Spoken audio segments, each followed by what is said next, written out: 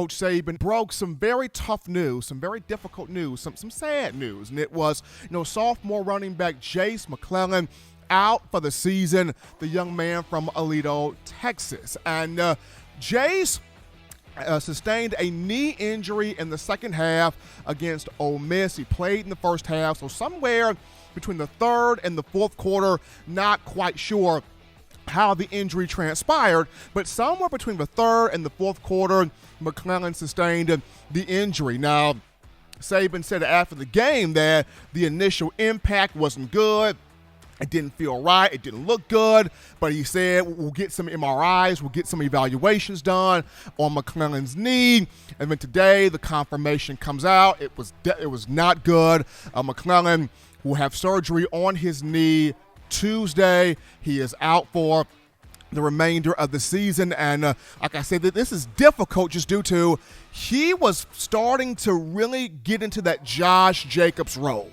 If you go back, you look at the stats that Jacobs had the first couple of weeks of a 2018 season and the stats that McClellan had through the first 5 games of this year, they're pretty much identical. So, Jase was really get into that role of he was strong in between the tackles. He was very explosive, bouncing plays outside. He was good in pass protection, but catching the ball out the backfield and being one of those dependable receiving options for Bryce Young.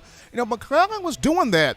Jase, 191 yards rushing, 97 yards receiving, 4 total touchdowns, including 3 touchdown grabs. Coach Saban mentioned he does so much within this Alabama offense. He is such a dynamic weapon, and you were starting to see a great sort of 1-2 punch with B-Rob having the power and Jase having the speed and explosiveness, pass catching abilities, kind of a thunder and lightning concept, if you will. So this one stings right here.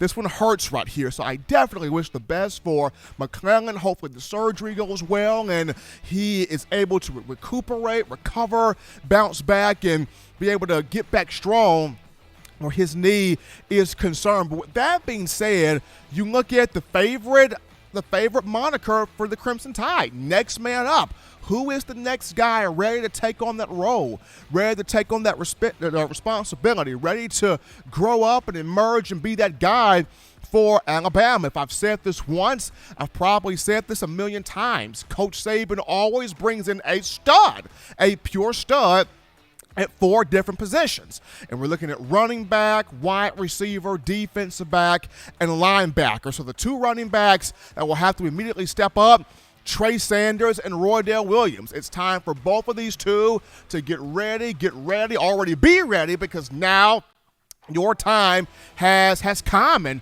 Saban talked about it where Trey Sanders is concerned. He is going to get more carries. He is going to get more opportunities. He is going to get more experience. And he's got to be locked and loaded and ready to go, and not just as a running back, not just as a pass-catching option out the backfield. But the biggest thing that Saban always discusses is how engaged are you when you don't have the football? How engaged are you when you're not getting the ball, when you're not being the featured guy on a play? Are you still blocking? Are you still finding ways to help the team win, help the team be successful, help the team create that winning culture on the field? And that's going to be the big thing for Trey Sanders, is when he does not have the ball in his hands, how engaged is he? What is he doing? Is he picking up blitz protection?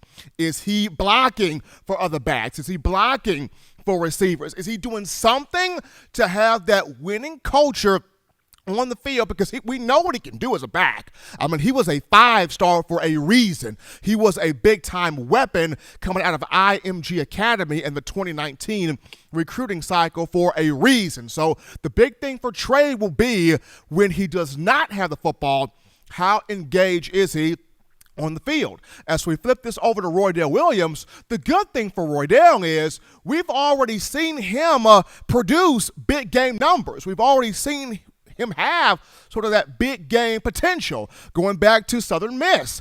Brian Robinson, a bit banged up from the Florida game with some rib issues there, and Alabama chose to go with Roydell at Bryant-Denny against the Golden Eagles. And the sophomore from Hueytown High School here in the Birmingham area. What did he do? Oh, he just had 10 carries for 11 carries for 110 yards rushing with 1 touchdown, averaged 10 yards a pop, and had a long run of 55 yards. So he basically showed you he could handle the work. He basically showed you he's about that life. He's about that business. He can take care of the rock where the Alabama football running back room is concerned. So we've already seen production from Roydell. It's just now he's going to get a expanded role. He's going to now get an increased role and have extended playing time on the field. So both of those two, Trey Sanders, Roydell Williams, next men up. They got to get this thing popping. They got to get this thing rocking and rolling. But something interesting that Coach Saban brought up was we could also see an emergency player at running back because of how, Bama started the year. 5 running backs on the roster, all on scholarship, all healthy. But with McClellan down with an injury and with, Kamar Wheaton, the true freshman from Texas, having a meniscus injury with his knee before the Miami game. So you have both of those 2 running backs down. Wheaton is not yet cleared to be back to practice medically yet. So with Alabama now having 3 healthy scholarship running back, Saban mentioned maybe trying some guys in an emergency role. Now, Alabama may not need these guys. It may not come to that point, but you want to be ready just in case. You want to be prepared just in case for any type of scenario. So in terms of emergency running backs, I look at somebody like Christian Story, for example. Christian Story at 6'1", 215 pounds out of Lynette High School in Alabama. Story never played the running back position in high school, but he was a running back in the Alabama-Mississippi All-Star game. He also played quarterback in high school, so he did a lot of running around. And with his size, 6'1", 210, that's good size for a running back. I mean, if you want to put somebody in an emergency running back role, Christian Story kind of has that size to do that and operate that and go in that motion. Along with him, I would look at somebody like a JoJo Earl, for example. Going back to his tape at Aledo High School, there were moments where the program had him going in motion, lining up as a running back, taking the snap from the quarterback in the shotgun and making moves, whether in between the tackles or bouncing plays outside, kind of having that Percy Harvin game, if you will. Percy Harvin, who came out of Florida. Also that Tavon Austin style, Austin who came out of West Virginia. So JoJo Earl could probably suit that role. You even have Slade Bolden, who played everything in high school. He probably did everything but sell hot dogs and beer in my mind. But he played everything in high school. So you look at, Slade Bolden could probably fit in that role. There's even Christian Leary. Now, Christian Leary is a receiver, but since he has not broken into that receiver mode yet, you could probably put Christian Leary at that running back row, have him take some carries, get up and down the field. So it's just going to be interesting to see who gets called upon to sort of take that job, because Saban mentioned today that with Alabama being thin a little bit now at that position, it may have to look toward somebody on this roster that's got a little experience at running back or has running back type of size or the ability to, if we have to go to them, if Alabama has to go to them, they have that type of player. And we've seen this in years past when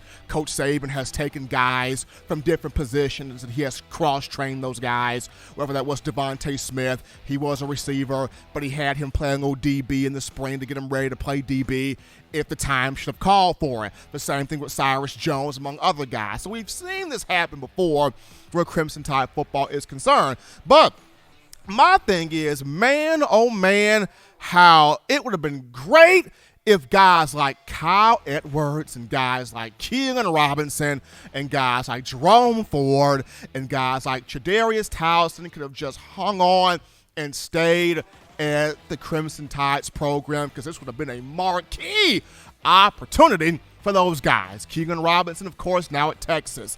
Kyle Edwards is still in the transfer portal.